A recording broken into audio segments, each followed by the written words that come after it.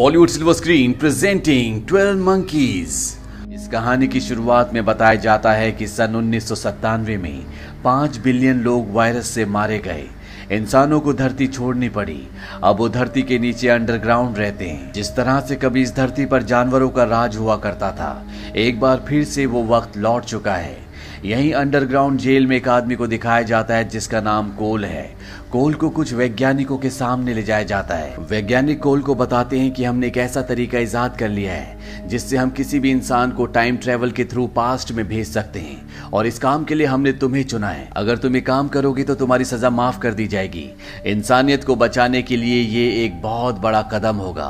हम चाहते हैं कि तुम सन 1996 में जाओ, उस वक्त में जब पूरी दुनिया में वायरस फैलना शुरू हुआ था। तुम्हें वहां जाकर ओरिजिनल वायरस को, जो सबसे पहले फैलना शुरू हुआ था, उसे ढूंढना होगा, ताकि आज सन 2035 में हम वायरस का क्योर यानी कि इलाज ढूंढ सके। ये वक्त सन 2035 का होता है। कोल इनकी शर्त मान जाता है। कोल को टाइम ट्रेवल के थ्रू पास्ट में भेजा जाता है, पर वो 1996 में ना पहुंचकर सन 1990 में पहुंच जाता है, जहां पर पुलिस के साथ झगड़े की वजह से उसे गिरफ्तार किया गया होता है। यहाँ पर डॉक्टर कैथरीन उससे मिलने के लिए आती है। कोल की अजीब बातों की वजह से उसे पागल समझा जाता है, इसीलिए उसे डॉक्टर के एक पैनल के सामने बुलाया जाता है, जहां पर डॉक्टर कैथरीन भी होती है। यहाँ पर कोल इन सब को बताता है कि सन 1996 में एक वायरस फैला था, जिसकी वजह से सन 1997 तक 500 करोड़ लोग मारे गए। सिर्फ 1% लोग बचे, जो उस वक्त में, जिस वक्त से मैं आया हूं, यानी कि सन 2035 में धरती के नीचे अंडरग्राउंड रहते हैं। कोल की बातों पर किसी को भी विश्वास नहीं होता। उससे पूछा जाता है, क्या तुम दुनिया को बचाने के लिए आए हो? कोल कहता है कि नहीं, दुनिया पहले खत्म हो चुकी है। मैं बस उस वायरस की इंफॉर्मेशन लेने के लिए आया हूं जिस वायरस की वजह से 500 करोड़ लोग मारे गए, ताकि हम अपने वक्त में सन 2035 में वायरस का क्योर बना सकें और एक बार फिर से खुले आसमान के नीचे सांस ले सकें। यहाँ पर कोल कहता है कि मैं अपने वैज्ञानिकों की टीम को एक कॉल करना चाहता हूँ। उनके पास एक ऐसा यंत्र है जिसकी मदद से एक नंबर डायल करके मैं उन्हें वॉइस मेल भेज सकता हूँ।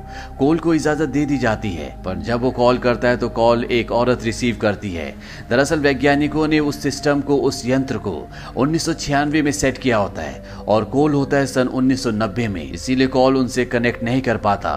कोल को यहाँ पर पागल करार दे दिया जाता है, और जब वो पागल खाने में जाता है तो वहां पर उसे एक पागल मिलता है जिसका नाम होता है जेफरी। जेफरी एक बहुत बड़े रईस का बेटा होता है। यहाँ पर कोल को एक अलग सेल में रख दिया जाता है, पर कोल वहां से गायब होकर वापस अपने वक्त में, यानी कि सन 2035 में आ जाता है। जहां पर आने के बाद कोल को एक रिकॉर्डिंग सुनाई जाती है जिसमें एक लड़की कहती है कि 12 मंकीज की आर्मी ने अपना काम कर दिया है। इसके बाद वैज्ञानिक कोल से पूछते हैं, क्या तुमने संदेश भेजा था? ये संदेश हमें सन 1996 से आया है। कोल कहता है कि तुमने मुझे 1996 में नहीं बल्कि 1990 में भेज दिया था। कोल को यहाँ पर कुछ फोटोज दिखाई जाती है और पूछा जाता है, क्या तुम इनमें से किसी से मिले थे? यहाँ पर उसी जेफरी की फोटो भी दिखाई जाती है, वो पागल जो कोल को पागल खाने में मिला था। कोल कहता है कि शायद मैं इससे मिल चुका हूँ। इसके बाद कोल को एक और मौका दिया जाता है। उसे टाइम ट्रेवलिंग मशीन के अंदर डाला जाता है और सन 1990 में भेजा जाता है, पर इस बार फिर से गलती से कोल वर्ल्ड वॉर 1 के वक्त में पहुंच जाता है, जहां पर चारों तरफ गोलियां चल रही होती है। कोल को कुछ भी समझ नहीं आता। एक गोली उसके पैर में भी लग जाती है, पर इससे पहले कि उसकी जान जाती, एक बार फिर से मशीन अपना काम करती है और कोल इस बार सन 1996 में, उस वक्त में जिस वक्त में उसे भेजा जाना था, वहां पर पहुंच जाता है जहां पर वो वायरस का पता लगा सके। इस वक्त में डॉक्टर कैथरीन लेक्चर दे रही होती है जिससे कोल सन 1990 में पागल खाने में मिला था। अब वो एक जानी मानी हस्ती है। उसने किताब लिखी होती है। उसके लेक्चर के बाद उसकी किताब पर सभी लोग उसके ऑटोग्राफ ले रहे होते हैं। तभी उसके पास डॉक्टर पीटर आता है। डॉक्टर पीटर कैथरीन से कहता है कि इंसानों की वजह से धरती अब रहने लायक नहीं रही। जनसंख्या लगातार बढ़ रही है, धरती के रिसोर्सेज खत्म हो रहे हैं, जिस वजह से धरती अब रहने लायक नहीं रही। कैथरीन उसकी बातों पर ध्यान नहीं देती। अब कैथरीन जब घर जाने के लिए अपनी गाड़ी में बैठती है तो कोल पहले से वहां पर होता है। वो कैथरीन को किडनैप कर लेता है और कहता है कि तुम मेरे साथ फिलाडेल्फिया चलोगी, क्योंकि वायरस की शुरुआत फिलाडेल्फिया से हुई थी। कैथरीन कोल को पहचान जाती है कि आज से 6 साल पहले सन 1990 में कोल अचानक से पागल खाने से गायब हो गया था। कोल कैथरीन को समझाने की कोशिश करता है कि वो टाइम ट्रैवल कर रहा है, पर कैथरीन उसकी बातों पर विश्वास नहीं करती। ये दोनों के दोनों फिलाडेल्फिया पहुंच जाते हैं, जहां पर कोल देखता है कि दीवारों पे 12 मंकी ग्रुप के निशान होते हैं। वो समझ जाता है कि अब 12 मंकी ग्रुप सक्रिय है और आज से ठीक 1 महीने बाद दुनिया में वायरस फैलना शुरू हो जाएगा, जिस वजह से 500 करोड़ लोगों की मृत्यु हो जाएगी। फिलाडेल्फिया में कोल को एक दुकान के बाहर पिग का साइन दिखता है और ये 12 मंकीज ग्रुप का साइन है। कोल उस शॉप के अंदर जाता है जहां पर एक लड़की और 2 लड़के होते हैं। कोल उनसे कहता है कि मुझे पता है कि तुम 12 मंकी ग्रुप के सदस्य हो, मुझे तुम्हारे लीडर का नाम जानना है। हालांकि वो बताना नहीं चाहते, पर जब कोल लड़की के सिर पर गन तान देता है तो उन्हें बताना पड़ता है कि हमारे लीडर का नाम जेफरी है। जेफरी वही है जिससे सन 1990 में कोल पागल खाने में मिला था। वो बताते हैं कि जेफरी अब बहुत फेमस है। उसके पिता एक वायरोलॉजिस्ट है। वायरोलॉजिस्ट वो होता है जो वायरस के ऊपर काम करता है और जेफरी अपने पिता का विरोध करता है, इसीलिए वो दुनिया के सामने, मीडिया के सामने बहुत फेमस हो गया है। कोल यहाँ से कैथरीन के साथ जेफरी के घर की तरफ निकल पड़ता है। जेफरी के साथ कैथरीन इसलिए क्योंकि उसे लगता है कि ये एक मानसिक रोगी है, इसे उसकी जरूरत है। कोल 1996 में आने से पहले वर्ल्ड वॉर 1 के वक्त में चला गया था, जहां पर उसके पैर पर गोली लगी थी और अभी भी वो गोली उसके पैर में होती है। कैथरीन कहती है कि मैं एक डॉक्टर हूँ, मैं तुम्हारा इलाज करना चाहती हूँ। वो उसके पैर की गोली निकाल देती है। कोल इसके बाद जेफरी के घर जाता है, जहां पर जेफरी के लोग बताते कि तुम्हारा एक पुराना साथी तुमसे मिलने के लिए आया है। जेफरी जब कोल को देखता है तो वो उसे पहचानने से मना कर देता है। कोल कहता है कि मैं यहाँ पर 12 मंकीज के लिए आया हूँ। ये सुनकर जेफरी उसे ऊपर अपने कमरे में ले जाता है, जहां पर कोल जेफरी से कहता है कि जो तुम करने वाले हो उससे मुझे कोई लेना देना नहीं है, क्योंकि मैं उसे बदल नहीं सकता। मुझे बस वायरस की इंफॉर्मेशन चाहिए। जेफरी कहता है कि मैं किसी वायरस के बारे में नहीं जानता, बल्कि 1990 में जब तुम मुझे मिले थे, तुमने कहा था कि सोचो अगर हवा में कोई ऐसी चीज, ऐसा वायरस फैल जाए जिससे मानव जाति का खात्मा हो जाए तो ये दुनिया कैसी होगी। वो तुम हो जो वायरस को इस दुनिया में फैलाना चाहते हो। कोल को उसकी कोई बात समझ नहीं आती और कोल यहाँ से भाग जाता है।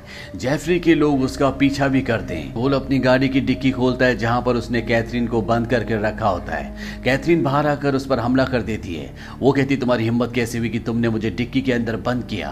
पर जब वो कोल के चेहरे पर घाव के निशान देखती है, वो कहती कि तुमने किसी को मारा। कोल कहता है कि जल्दी पूरी दुनिया खत्म होने वाली है और जो लोग बचेंगे उन्हें धरती के नीचे रहना पड़ेगा। मैं इस वक्त से नहीं जाना चाहता। मुझे सूरज की रोशनी, हवा, पानी सब कुछ बहुत पसंद है। तभी इन्हें पुलिस की आवाज आती है। कैथरीन पुलिस का ध्यान खींचने के लिए हॉर्न बजाती है और जब वो उस तरफ देखती है जहां पर अभी कोल खड़ा था, तो वहां पर कोई भी नहीं होता। कोल ठीक उसी तरह से गायब हो गया होता है जिस तरह से आज से 6 साल पहले 1990 में वो पागल खाने से अचानक गायब हो गया था। कोल अब वापस अपने वक्त में यानी कि सन 2035 में पहुंच गया होता है। वहीं 1996 में फॉरेंसिक रिपोर्ट वाले कैथरीन को बताते हैं कि जो गोली आपने कोल की बॉडी से निकाली थी वो इस वक्त की नहीं है, वो वर्ल्ड वॉर 1 के वक्त की है। ये गोली उस वक्त चलाई गई थी। ये सुनकर कैथरीन पूरी तरह से हैरान हो जाती है। कैथरीन दरअसल इसी तरह की घटनाओं पर रिसर्च करती है। उसके पास बहुत सारी फोटोज होती हैं और जब वो वर्ल्ड वॉर 1 की एक फोटो देखती है तो उस फोटो में कोल भी होता है। वो समझ जाती है कि कोल पागल नहीं है। उसने आज तक टाइम ट्रेवल के बारे में जो कुछ भी कहा है वो बिल्कुल सही है, यानी कि अब दुनिया खत्म होने वाली है। इसीलिए जेफरी के पिता को कॉल करती है और बताती है कि आपका बेटा जेफरी आपकी लैब से वायरस चुराएगा, जिसकी वजह से पूरी दुनिया खत्म हो जाएगी। दरअसल कैथरीन और कोल को यकीन है कि 12 मंकीज का लीडर जेफरी वायरस पूरी दुनिया में फैलाता है, पर जेफरी के पिता कहते हैं कि जिस लैब में वायरस है जेफरी कभी भी वहां तक नहीं पहुंच सकता। वहीं सन 2035 में दिखाया जाता है जहां कोल पहुंच चुका है। कोल को एक बार फिर से सन 1996 में भेजा जाता है ताकि वो वायरस का पता लगा सके। 1996 में आने के बाद कोल कैथरीन से मिलता है। वो कहता है कि मैं अपने आप को पुलिस के हवाले करना चाहता हूँ। बार बार टाइम ट्रेवल करने की वजह से कोल के दिमाग पर गहरा असर पहुंचा होता है। कैथरीन कहती कि मुझे पता है कि तुम बिल्कुल ठीक हो। वो कोल को अपने साथ ले जाती है और उससे उस नंबर के बारे में पूछती है जिस नंबर के जरिए वो सन 2035 में वैज्ञानिकों से बात कर सकता है। पर कोल को यहाँ पर यकीन हो जाता है कि ये सब उसका भ्रम था। कैथरीन उसे विश्वास दिलाती है, यकीन दिलाती है कि जो भी तुमने कुछ कहा था वो सब कुछ सच था। कोल कहता है कि मैं वापस उस दुनिया में नहीं जाना चाहता, मैं जमीन के नीचे नहीं रहना चाहता, मैं स्वस्थ रहकर हमेशा खुली हवा में सांस लेना चाहता हूँ। कोल को वो नंबर याद आ जाता है जिस नंबर पर उसने आज से 6 साल पहले 1990 में अपने वैज्ञानिकों से बात करने की कोशिश की थी। वो नंबर कैथरीन को बताता है। कैथरीन कहती है कि मैं इस नंबर पर वैज्ञानिकों से बात करके आती हूँ। बहुत जल्द वो वापस लौट आती है। वो बहुत खुश होती है। वो कहती है कि ये नंबर एक कारपेट कंपनी का था। मैंने उनसे कहा कि 12 मंकीज की आर्मी ने अपना काम कर दिया है। कोल कहता है कि इसके बाद तुमने कहा होगा मैरी क्रिसमस। ये सुनकर वो पूरी तरह से हैरान हो जाती है क्योंकि कैथरीन ने ऐसे ही कहा था। कैथरीन पूछती कि तुम्हें कैसे पता? कोल कहता है कि सन 2035 में तुम्हारा ये मैसेज वैज्ञानिकों को मिल गया था। उन्होंने मुझे मैसेज सुनाया था। और यहाँ पर अब कोल को सब कुछ पूरी तरह से साफ साफ याद आ जाता है। इन दोनों को यकीन हो चुका है कि बहुत जल्दी वायरस पूरी दुनिया में फैलने वाला है जिससे 500 करोड़ लोगों की मृत्यु हो जाएगी। पर ये चाहकर भी इस महामारी को नहीं रोक सकते क्योंकि ये घट चुका है। ये तो बस सिर्फ उस वायरस को ढूंढना चाहते थे। पर अब कोल ने फैसला किया है कि वो इसी दुनिया में रहेगा। उसने अपने शरीर से उस सोर्स को भी निकाल दिया होता है जिससे सन 2035 के वैज्ञानिक उसे वापस 2035 में बुला सकते थे। दरअसल वो उसके दांत में होता है। कोल कहता है कि मेरे पास मेरी जिंदगी के जितने भी दिन हैं वो मैं तुम्हारे साथ बिताना चाहता हूँ। कोल ने कभी भी अपनी जिंदगी में समंदर नहीं देखा होता, इसीलिए कोल को कहती कि मैं तुम्हें समंदर दिखाने के लिए ले जाऊंगी। ये दोनों अपना भेष बदल लेते हैं क्योंकि कोल के पीछे पुलिस होती है। और जब कोल कैथरीन को उसके बदले हुए रूप में देखता है तो वो कहता है कि तुम मुझे हमेशा सपनों में आया करती थी। दरअसल कोल को हमेशा एक सपना आता है और उस सपने में वो हमेशा कैथरीन को देखा करता था। वो कहता है कि मैं तुम्हें पहचान नहीं पाया था लेकिन अब मैं जानता हूँ कि तुम कौन हो। कैथरीन को भी ऐसा लगता है जैसे वो कोल को बहुत पहले से जानती है। ये दोनों एक दूसरे के करीब आ जाते हैं। अब अगली सुबह टैक्सी से एयरपोर्ट की तरफ जा रहे होते हैं क्योंकि इन्हें फ्लोरिडा जाना है जहां पर कैथरीन कोल को समंदर दिखाना चाहती है। टैक्सी ड्राइवर इन्हें कहती कि हमें रास्ते में 12 मंकीज की आर्मी मिल सकती है। उन्होंने चिड़ियाघर के सभी जानवरों को छोड़ दिया, साथ ही जेफरी के पिता की लैब में जितने भी जानवर थे जेफरी ने उन सब को भी छोड़ दिया और अपने पिता को पिंजरे में बंद कर दिया। यहाँ पर कोल और कैथरीन को समझ में आ जाता है कि 12 मंकीज की आर्मी का मकसद कुछ और था। वो बंदी जानवरों को आजाद करना चाहते थे, ना कि वायरस को इस दुनिया में फैलाना चाहते थे। अब ये दोनों के दोनों एयरपोर्ट पहुंच जाते हैं जहां पर पुलिस इन्हें ढूंढ रही होती है। और जब कैथरीन टिकट्स लेने के लिए जाती है तो कोल उस नंबर पर जिस नंबर पर वो सन 2035 में वैज्ञानिकों से बात कर सकता है उन्हें बताता है कि 12 मंकीज की आर्मी को भूल जाओ, उन्होंने कुछ नहीं किया और ना ही अब मैं वापस आऊंगा। कोल के फोन रखने के 5 मिनट बाद फ्यूचर से यानी कि सन 2035 से कोल का एक दोस्त यहाँ पर आ जाता है जिसे सन 2035 से वैज्ञानिकों ने यहाँ पर भेजा है। वो कोल को एक गन देता है। वो कहता है कि तुम्हें ऑर्डर्स मानने पड़ेंगे, नहीं तो हमें कैथरीन को मारना पड़ेगा, हम मजबूर है। कोल उससे गन ले लेता है। वहीं दूसरी तरफ कैथरीन को दिखाया जाता है जो एक आदमी से टकराती है और ये आदमी और कोई नहीं बल्कि डॉक्टर पीटर्स होता है। वही डॉक्टर पीटर्स जो एक बार सेमिनार के बाद कैथरीन के पास उसी की बुक पर उसका ऑटोग्राफ लेने के लिए आया था। उसने कैथरीन से कहा था कि इंसानों ने धरती को रहने लायक नहीं बचाया, बढ़ती हुई जनसंख्या धरती के सारे रिसोर्सेज को खत्म कर रही है। साथ ही साथ कैथरीन को यहाँ पर यह भी पता चलता है कि डॉक्टर पीटर जेफरी के पिता जो कि वायरोलॉजिस्ट हैं उनका असिस्टेंट भी है और हो ना हो इसी के पास वो वायरस है जो पूरी दुनिया में फैलने वाला है। वो सारी बातें कोल को बता देती है। ये दोनों डॉक्टर पीटर्स को ढूंढना शुरू कर देते हैं। कैथरीन को डॉक्टर पीटर्स दिख जाता है पर वो सिक्योरिटी क्रॉस कर चुका होता है। हालांकि वो चिल्लाकर कहती है कि उसके पास खतरनाक वायरस है पर उसकी बात कोई नहीं सुनता।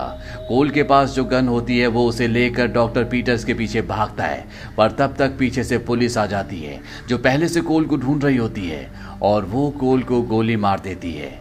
कैथरीन कोल के पास जाती है जहां पर कोल अपनी जिंदगी की आखिरी सांसें लेता है। ये वो पल होता है जो कोल ने अपनी जिंदगी में सपनों में कई बार देखा होता है। कैथरीन समझ जाती है कि कोल कहीं न कहीं 1996 में यहीं पर कहीं है। वहीं दूर से एक छोटा सा बच्चा ये सब कुछ देख रहा होता है और ये बच्चा और कोई नहीं बल्कि कोल का बचपन का रूप होता है। यानी कि इस वक्त में दो कोल होते हैं, एक 1996 का जब कोल बच्चा था और दूसरा 2035 का जो टाइम ट्रेवल करके यहाँ पर पहुंचा है।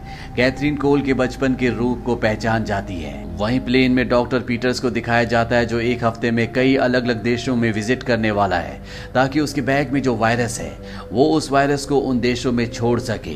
पर यहाँ पर उसकी बगल वाली सीट में एक लेडी बैठी होती है और ये सन 2035 से यहाँ 1996 में आई होती है। यानी कि इसे पता है कि पीटर ही वो आदमी है जिसने वायरस पूरी दुनिया में फैलाया था और अब वैज्ञानिक इस असली वायरस का पता लगाकर सन 2035 में जहां पर दुनिया लगभग पूरी तरह से खत्म हो चुकी है, वहां पर वायरस का क्योर ढूंढ सकते हैं, जिससे दुनिया एक बार फिर से पहले की तरह हो जाएगी, जहां पर इंसान हवा में, धूप में, पानी में खुलेआम बिना डरे घूम सकते हैं। तो ये थी पूरी कहानी फिल्म 12 मंकीज की। ये फिल्म सन 1995 में रिलीज हुई थी। IMDb पर इसकी रेटिंग है 8। इस फिल्म का बजट था $30 मिलियन और बॉक्स ऑफिस पर इसने कमाई की थी $169 मिलियन की। उम्मीद करते हैं कि ये कहानी आपको पसंद आई होगी।